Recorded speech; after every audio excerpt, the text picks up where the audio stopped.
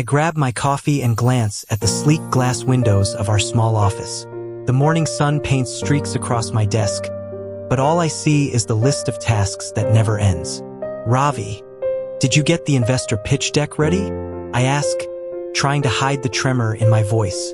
Ravi leans back in his chair, smirking.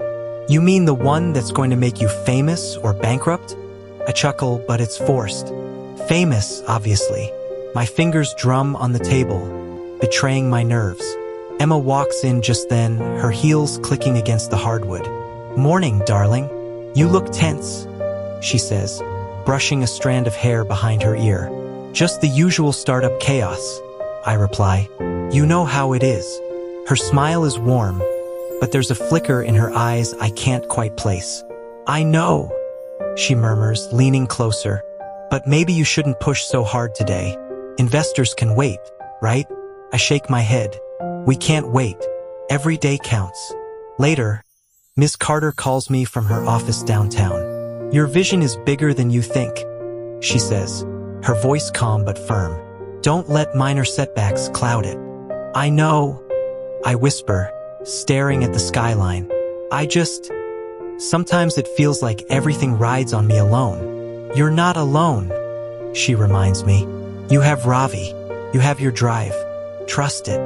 Her words settle around me like a blanket, but Emma's subtle critiques replay in my mind. She's always supportive in public, cheering at every launch event, toasting at every celebration. Yet behind closed doors, she questions my choices quietly, almost like she's testing me. I shrug off the unease and turn my attention to our new software prototype. Ravi grins. Look at this, man. This could change everything. I nod, a spark igniting inside me. It will. This is our shot. Our life's work. That night, Emma pours wine in the dim kitchen. You're working too much again, she says softly. I can't stop now, I reply. This isn't just work. It's me. My identity. She touches my hand, eyes gentle but calculating. I just don't want you to burn out. I force a smile, but deep down, I feel the first prickles of doubt. Something about her concern doesn't sit right, but I push it away. The dream is bigger than any tension, bigger than any subtle betrayal. My startup is my life, and I am all in. I couldn't believe my eyes. The email stared back at me, glowing ominously on my laptop screen. Confirmation that Emma had transferred company assets and intellectual property into her name. My hands shook, coffee spilling across the keyboard. Ravi? I whispered, barely able to form the words. He leaned over my shoulder, scanning the screen, his jaw clenched. She did what? It's all in her name now, I managed, my voice breaking. Every contract, every patent gone. Ravi slammed his fist on the desk. This is insane. She can't do this. I ran a hand through my hair, feeling dizzy, betrayed. I trusted her. I built this every late night, every sleepless weekend, and she stole it. Ravi finished for me, fury sparking in his eyes. She stole your life's work. I shut my eyes, the reality crashing over me like ice water. My stomach knotted. My marriage, my home, my supposed partner. It had all been a lie. When Emma walked in, she carried her usual serene smile. You look upset, darling. Upset? You transferred everything to yourself. I almost shouted, trembling. Everything we built together. How could you? Her gaze was calm, almost chilling. I could, she said simply, sipping her wine. You work too much. I was just securing what's mine. Securing what's yours? I echoed, disbelief turning into rage. This wasn't yours to take. I saw an opportunity, she said, shrugging. Business is business. Love is love. Don't mix them up. Ravi stepped forward, fists tight. Emma, this is more than business. This is betrayal. She looked at him and smiled faintly. I'm not your enemy, Ravi. I'm just smarter than him. I staggered back, the room spinning. Rage, heartbreak, humiliation. They collided inside me. My world felt hollow, every trust shredded. Later, Ms. Carter called. Her voice was calm, cutting through the storm. Wajid, don't let anger ruin everything. Think strategically, not emotionally. You can still fight this. I nodded, though my hands trembled. I don't know if I can ever trust anyone again. I admitted, my voice raw. You will, she said gently. But first survive, then rebuild. I stared at the empty walls of what felt like my life, swallowing the bitter taste of betrayal. Emma's calm, unapologetic demeanor had broken something inside me. But one thing was clear. I wouldn't fall. Not now. Not ever. I shut the door to our apartment and didn't look back. For days, I avoided calls, emails, everything. The world outside continued, oblivious, while inside me, chaos reigned. I sank into the couch, staring at the blank wall, wondering where it all went wrong. Wajid, you need numbers, not pity, Ravi said over the phone. His voice was firm, almost dragging me out of the haze. I know, I muttered, but it hurts. Losing everything, Emma taking it all. I can't even think straight. You'll think straight, he replied. We'll start from scratch. I've got your back. I closed my eyes and let the memory come. Our first pitch together, Emma smiling at me with those eyes I thought I could read. Her hands squeezing mine at every small victory. The trust I'd placed in her, blinding, unquestioning, was now a knife twisting in my chest. I didn't respond. I couldn't. Instead, I opened an old notebook I'd shoved in a drawer months ago. Faded ideas, sketches of products, scribbled strategies. It was all still there, untouched by betrayal. My pulse quickened. Maybe this was where it started again. The next days were a blur of calls and interviews. I met Lara, a meticulous accountant who promised she could untangle the financial wreckage. We'll figure out what's salvageable, she said, scanning my scattered files. Then came Malik, a programmer with restless energy. You're not done, he said, scrolling through my old code. We can build something better, something bigger. I laughed, bitterly at first, then slowly, as hope flickered. Better, I whispered. We'll make it better. Each night, I scribbled plans, visions of a company reborn from ashes. The grief was still there, gnawing at me, but determination edged it, a spark I hadn't felt in weeks. One evening, holding that old notebook, I realized something. This wasn't just about money or revenge. It was about reclaiming me, my identity, my purpose. Emma had tried to erase that, but she couldn't. I wasn't just surviving. I was starting again. I shut the door to our apartment and didn't look back. For days, I avoided calls, emails, everything. The world outside continued, oblivious, while inside me, chaos reigned. I sank into the couch, staring at the blank wall, wondering where it all went wrong. Wajid, you need numbers, not pity, Ravi said over the phone. His voice was firm, almost dragging me out of the haze. I know, I muttered, but it hurts. Losing everything, Emma taking it all. I can't even think straight. You'll think straight, he replied. We'll start from scratch. I've got your back. I closed my eyes and let the memory come. Our first pitch together, Emma smiling at me with those eyes I thought I could read. Her hands squeezing mine at every small victory. The trust I'd placed in her, blinding, unquestioning, was now a knife twisting in my chest. I didn't respond. I couldn't. Instead, I opened an old notebook I'd shoved in a drawer months ago. Faded ideas, sketches of products, scribbled strategies. It was all still there, untouched by betrayal. My pulse quickened. Maybe this was where it started again. The next days were a blur of calls and interviews. I met Lara, a meticulous accountant who promised she could untangle the financial wreckage. We'll figure out what's salvageable, she said, scanning my scattered files. Then came Malik, a programmer with restless energy. You're not done, he said, scrolling through my old code. We can build something better, something bigger. I laughed, bitterly at first, then slowly, as hope flickered. Better, I whispered. We'll make it better. Each night, I scribbled plans, visions of a company reborn from ashes. The grief was still there, gnawing at me, but determination edged it, a spark I hadn't felt in weeks. One evening, holding that old notebook, I realized something. This wasn't just about money or revenge. It was about reclaiming me, my identity, my purpose. Emma had tried to erase that, but she couldn't. I wasn't just surviving. I was starting again. I stared at the shredded papers on my desk, Emma's signature glaring up at me like a ghost. My fingers hovered over the last one. Then I dropped it into the flames of the fireplace. The hiss of burning ink echoed louder than any anger I'd ever felt.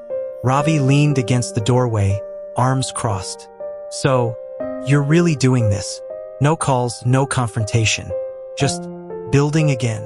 I nodded, feeling a strange weight lift from my chest. "Yes, if I focus on revenge now, I'll burn out. I need to transform. Make something she can't touch.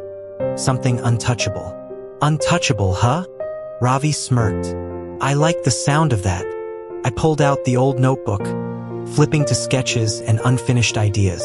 "We start from scratch. Every product, every pitch, every investment. It has to be cleaner, smarter, faster. We rebuild better than before." Ravi raised an eyebrow. "Some friends are already whispering. Starting over isn't easy. They think it's impossible."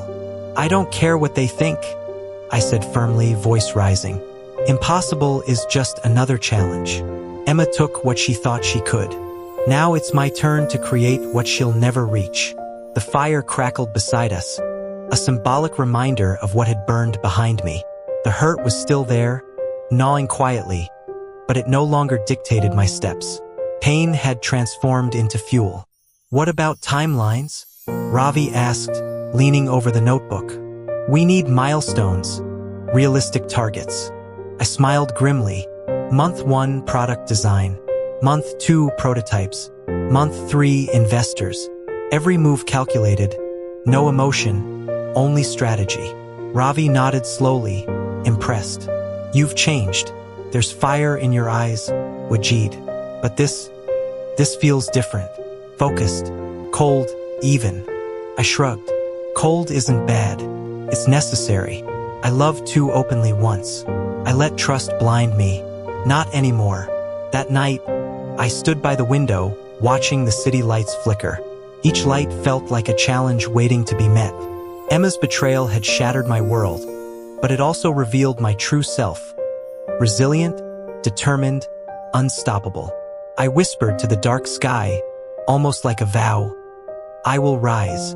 She will see what I become. But it won't be because of her. It'll be because of me."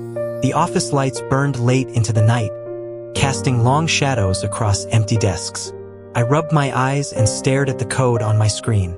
Each line represented more than work. It was survival, redemption, proof that I could rise from Emma's betrayal.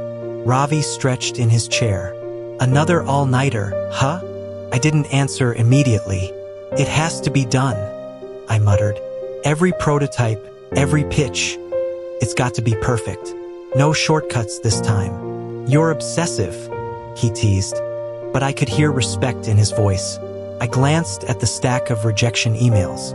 Investors turned us down for every reason imaginable. "It's fine," I whispered to myself. Each no is one step closer to a yes. Later, on a video call, an investor leaned back, skeptical. "Your concept's solid, but you've burned bridges before. Why should I trust this new venture?" I met his gaze, unflinching. "Because this time it's built on discipline, not ego. I've learned my lessons. I don't fail because I rush. I fail when I stop trying." He nodded slowly, jotting notes. "I like that mindset. Let's schedule a follow-up." After the call, Malik nudged me. "See? Patience. Strategy. You're learning fast." I leaned back, exhaling. I can't afford shortcuts anymore. Emma's carelessness cost us everything. I won't let it happen again. Then there was Tariq, an old college friend with a knack for tech. "Wajid, you've got the vision, but your execution. Let me help you tighten it." I smiled, a rare, genuine one. I thought I'd lost all my allies. This feels right. Days blurred into nights. Coffee cups piled up, notebooks filled with sketches, algorithms, and timelines.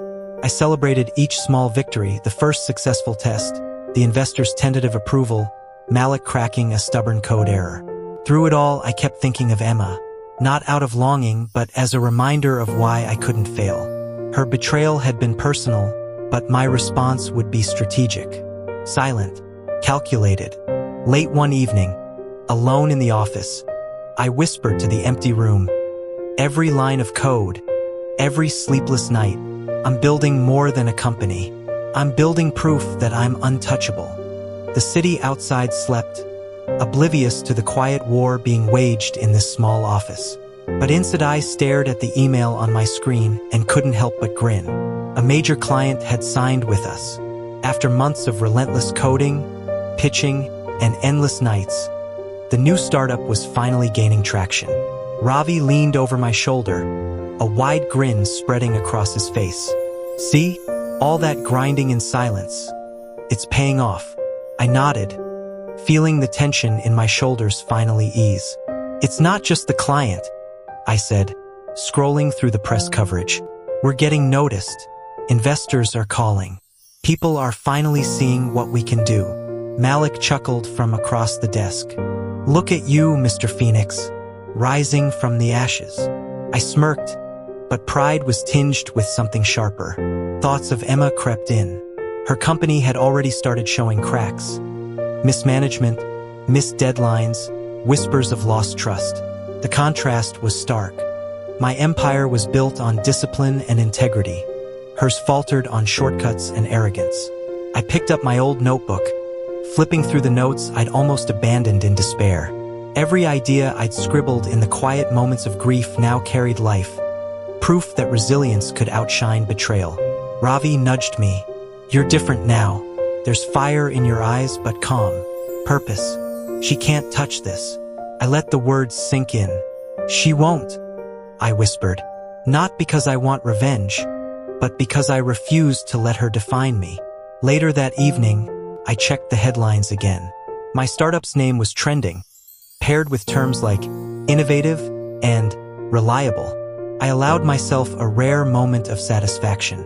Pride didn't feel guilty, it felt earned. Yet beneath it all, a quiet, simmering bitterness lingered. Emma had underestimated me, assumed I'd crumble. Instead, I'd risen, proving that power wasn't just taken, it was rebuilt. I closed my laptop and leaned back, staring at the city lights. Every small victory, every careful step forward, was proof. The shift had begun. The scales were tilting, and as the notification pinged, and I froze. Another award, another article. My startup was trending, industry leaders praising innovation and resilience. Months of silent grinding were finally visible to the world.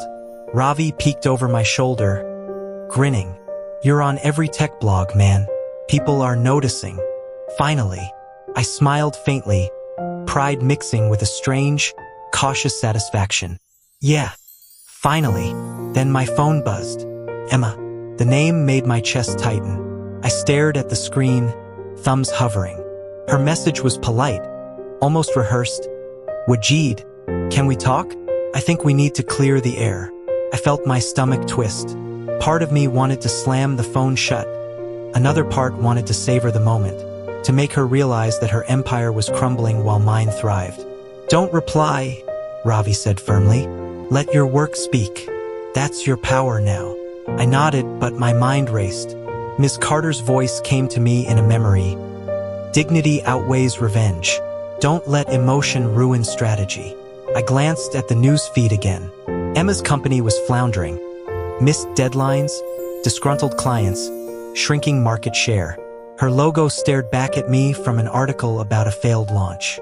A quiet, satisfying pang shot through me, but I refused to let it cloud my judgment.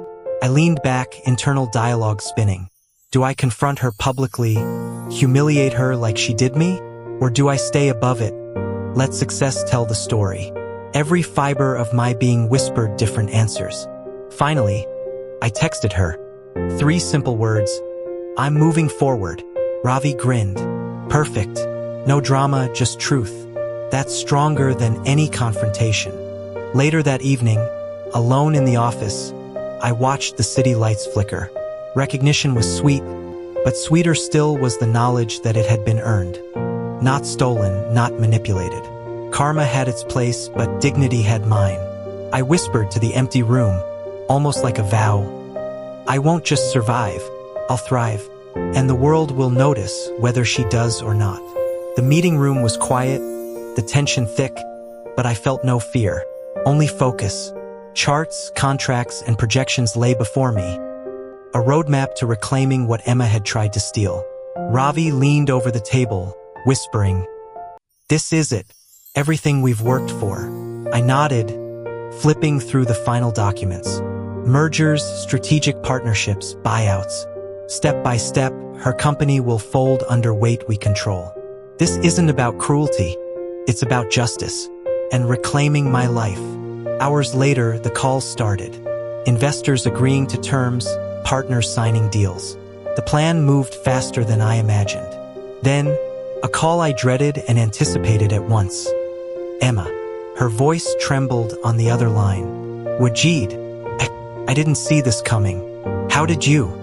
I held the phone steady, calm, measured. "I built it from scratch, Emma. With integrity, with effort, with focus. You built on shortcuts. You underestimated me. That's all." Her silence spoke volumes. I thought I knew you," she whispered. "You never did," I replied softly. "I was always stronger than you thought. Now our companies speak for themselves." Ravi grinned beside me. She's stunned.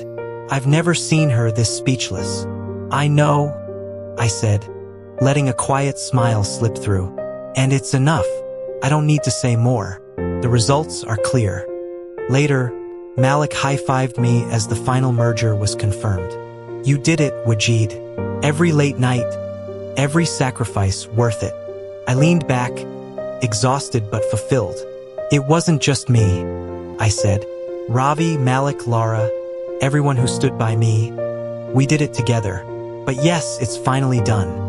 Even now, as I watched the headlines, the articles, the graphs showing her company collapsing under mismanagement, I felt no malice, only reflection.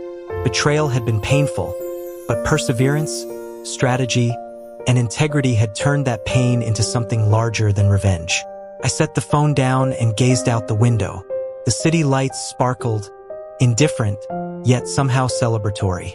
My empire had risen from ashes, stronger and wiser. Emma's shock was satisfying, yes, but the real victory was reclaiming myself. My purpose, my dignity, my life. Ravi clapped me on the shoulder.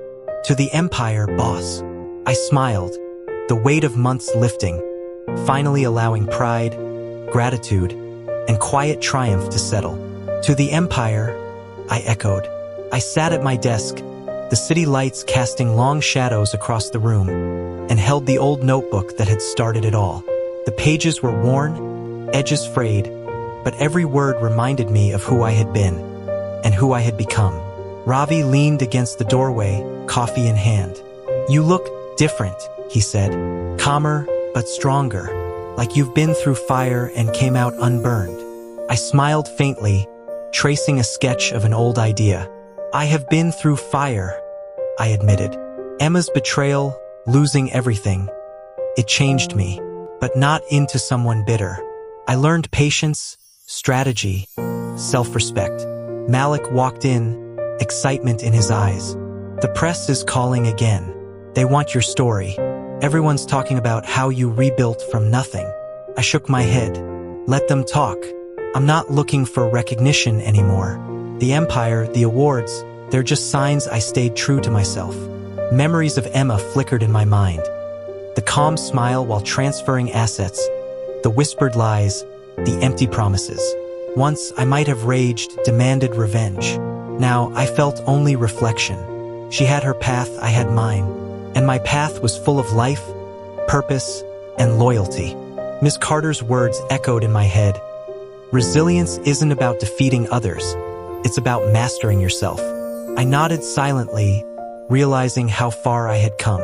The anger that once consumed me had been transformed into focus, the heartbreak into wisdom. Ravi nudged me gently. So, what's next? I looked out at the skyline, inhaling deeply. Growth, innovation, building something meaningful, not just profitable. The people who stayed by me, they matter more than anything else. I opened the notebook again, running my fingers over the ideas that had been ignored, dismissed, or abandoned. Each one now felt alive, a reminder that the core of my identity had survived. For the first time in months, I allowed myself a quiet smile, not of triumph over Emma, but of pride in myself. I had been tested, betrayed, and pushed to the edge, and I had emerged whole, stronger, and wiser. I whispered to the empty office, almost reverently, I am the man I became, not because of revenge, but because I chose resilience. Because I chose me. Ravi clapped me on the shoulder. Here's to the man you became.